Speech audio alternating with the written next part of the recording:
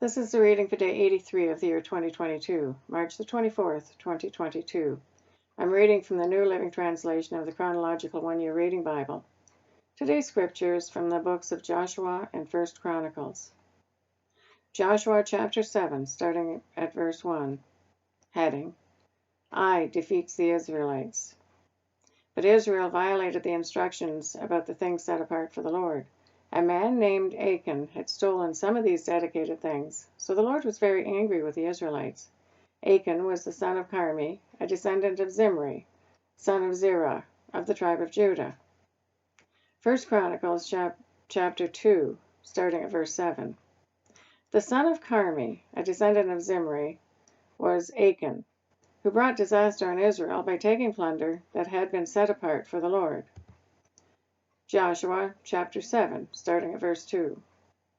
Joshua sent some of his men from Jericho to spy out the town of Ai, east of Bethel, near Bethaven.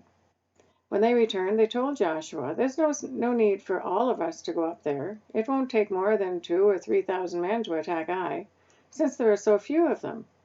Don't make all of our people struggle to go up there."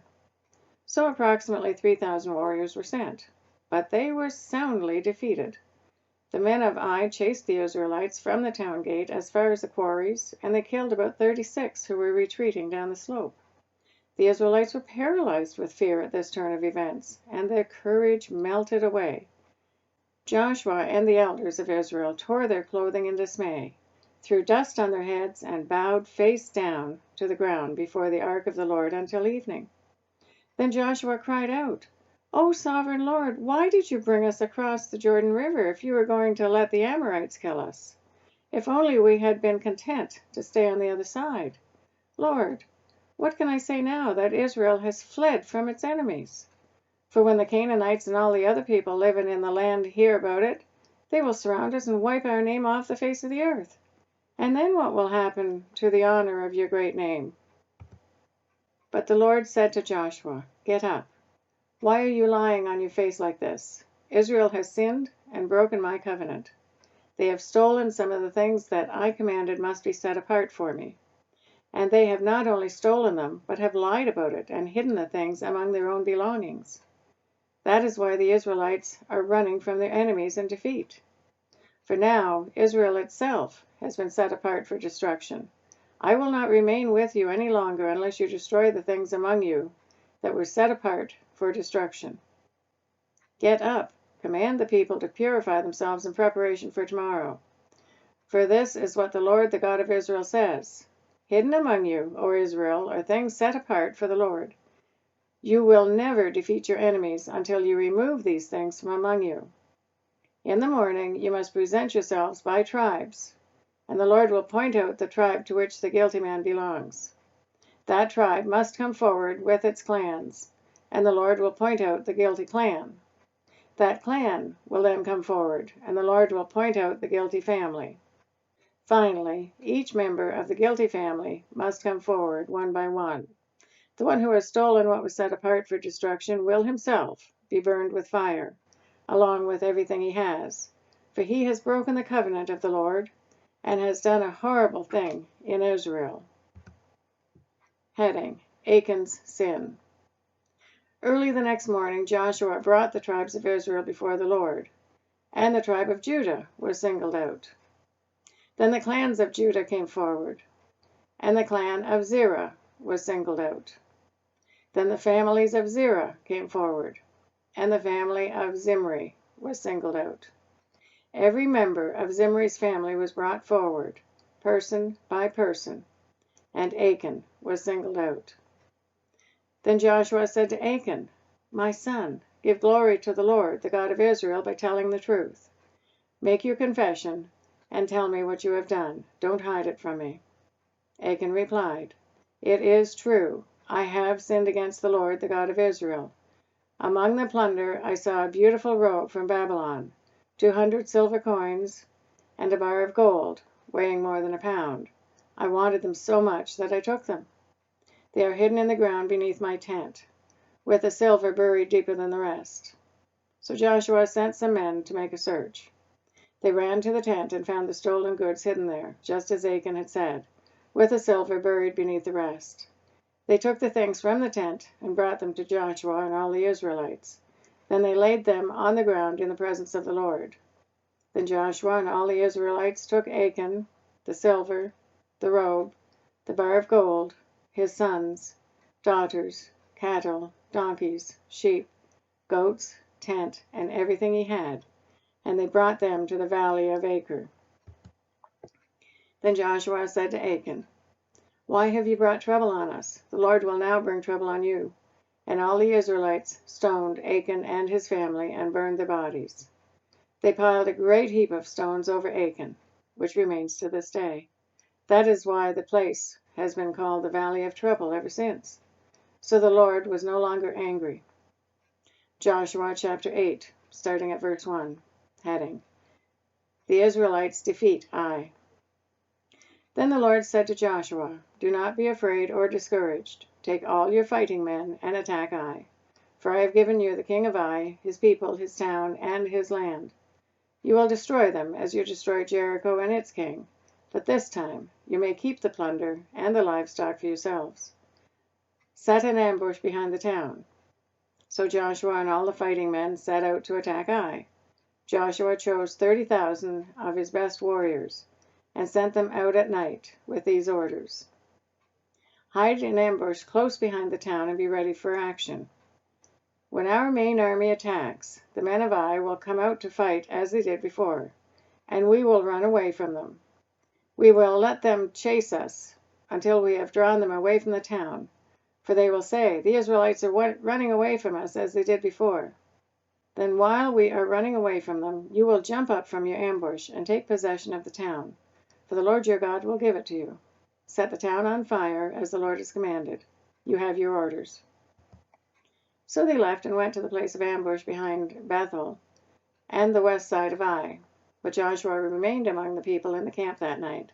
Early the next morning Joshua roused his men and started toward Ai, accompanied by the elders of Israel.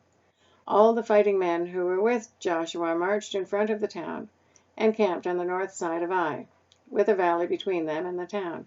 That night Joshua sent about 5,000 men to lie in ambush between Bethel and Ai, on the west side of the town. So they stationed the main army north of the town and the ambush west of the town. Joshua himself spent that night in the valley. When the king of Ai saw the Israelites across the valley, he and all his army hurried out early in the morning and attacked the Israelites at a place overlooking the Jordan Valley. But he didn't realize that there was an ambush behind the town. Joshua and the Israelite army fled toward the wilderness as though they were badly beaten. Then all the men in the town were called out to chase after them. In this way they were lured away from the town. There was not a man left in Ai or Bethel who did not chase after the Israelites, and the town was left wide open. Then the Lord said to Joshua, "Point the spear in your hand toward Ai, for I will hand the town over to you." Joshua did as he was commanded. As soon as Joshua gave this signal, all the men in ambush jumped up from their position and poured into the town. They quickly captured it and set it on fire. When the men of Ai looked behind them, smoke from the town was filling the sky, and they had nowhere to go. For the Israelites, who had fled in the direction of the wilderness, now turned on their pursuers. When Joshua and all the other Israelites saw that the ambush had succeeded, and the smoke was rising from the town, they turned and attacked the men of Ai. Meanwhile, the Israelites who were inside the town came out and attacked the enemy from the rear. So the men of Ai were caught in the middle, with Israelite fighters on both sides. Israel attacked them, and not a single person survived or escaped. Only the king of Ai was taken alive and brought to Joshua. When the Israelite army finished chasing and killing all the men of Ai in the open fields, they went back and finished off everyone inside. So the entire population of Ai, including men and women, were wiped out that day, 12,000 in all. For Joshua kept holding out his spear until everyone who had lived in Ai was completely destroyed. Only the livestock and the treasures of the town were not destroyed. For the Israelites kept these as plunder for themselves, as the Lord had commanded Joshua. So Joshua burned the town of Ai, and it became a permanent mound of ruins, desolate to this very day. Joshua impaled the king of Ai on the sharpened pole, and he left him there until evening. At sunset, the Israelites took down the body, as Joshua commanded, and threw it in front of the town gate. They piled a great heap of stones over him that can still be seen today. Heading: The Lord's Covenant Renewed. Then Joshua built an altar to the Lord, the God of Israel, on Mount Ebal. He followed the commands that Moses, the Lord's servant, had written in the book of instruction. Make me an altar from stones that are uncut and have not been shaped with iron tools. Then on the altar they presented burnt offerings and peace offerings to the Lord. And as the Israelites watched, Joshua copied onto the stones of the altar the instructions Moses had given them. Then all the Israelites, foreigners and native-born alike, along with the elders, officers, and judges, were divided into two groups. One group stood in front of Mount Gerizim, the other in front of Mount Ebal. Each group faced the other, and between them stood the Levitical priests carrying the Ark of the Lord's Covenant. This was all done according to the commands that Moses, the servant of the Lord, had previously given for blessing the people of Israel. Joshua then read to them all the blessings and curses Moses had written in the book of instruction. Every word of every command that Moses had ever given was read to the entire assembly of Israel, including the women and children and the foreigners who lived among them. Joshua chapter 9, starting at verse 1. Heading: The Gibeonites deceive Israel. Now all the kings west of the Jordan River heard about what had happened. These were the kings of the Hittites, Amorites, Canaanites, Perizzites, Hivites, and Jebusites, who lived in the hill country, in the western foothills, and along the coast of the Mediterranean Sea, as far north as the Lebanon Mountains. These kings combined their armies to fight as one against Joshua and the Israelites. But when the people of Gibeon heard what Joshua had done to Jericho and Ai, they resorted to deception to save themselves. They sent ambassadors to Joshua, loading their donkeys with weathered saddlebags and old, patched wineskins. They put on worn-out patched sandals and ragged clothes, and the bread they took with them was dry and moldy. When they arrived at the camp of Israel at Gilgal, they told Joshua and the men of Israel they had come from a distant land to ask you to make a peace treaty with us. The Israelites replied to these Hivites, How do we know you don't live nearby? For if you do, we cannot make a treaty with you. They replied, We are your servants. But who are you? Joshua demanded. Where do you come from? They answered, Your servants have come from a very distant country. We have heard of the might of the Lord your God, and of all he did in Egypt. We have also heard what he did to the two Amorite kings east of the Jordan River, King Sihon of Heshbon and King Og of Bashan, who lived in Ashtaroth. So our elders and all our people instructed us, Take supplies for the long journey. Go meet with the people of Israel and tell them, We are your servants. Please make a treaty with us. This bread was hot from the ovens when we left our homes, but now, as you can see, it is dry and moldy. These wineskins were new when we filled them, but now they are old and split open, and our clothing and sandals are worn out from our very long journey. So the Israelites examined their food, but did not consult the Lord. Then Joshua made a peace treaty with them and guaranteed their safety, and the leaders of the community ratified their agreement with a binding oath. 3 days after making the treaty, they learned that these people actually lived nearby. The Israelites set out at once to investigate and reached their towns in 3 days. The names of these towns were Gibeon, Kephirah, Beeroth, and Kiriath-Jearim. But the Israelites did not attack the towns, for the Israelite leaders had made a vow to them in the name of the Lord, the God of Israel. The people of Israel grumbled against their leaders because of the treaty. But the leaders replied, Since we have sworn an oath in the presence of the Lord, the God of Israel, we cannot touch them. This is what we must do. We must let them live, for divine anger would come upon us if we broke our oath.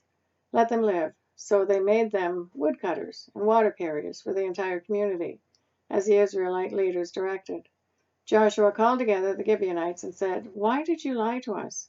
Why did you say that you live in a distant land when you live right here among us? May you be cursed. From now on you will always be servants who cut wood and carry water for the house of my God. They replied, "We did it, because we, your servants, were clearly told that the Lord your God commanded his servant Moses to give you this entire land and to destroy all the people living in it.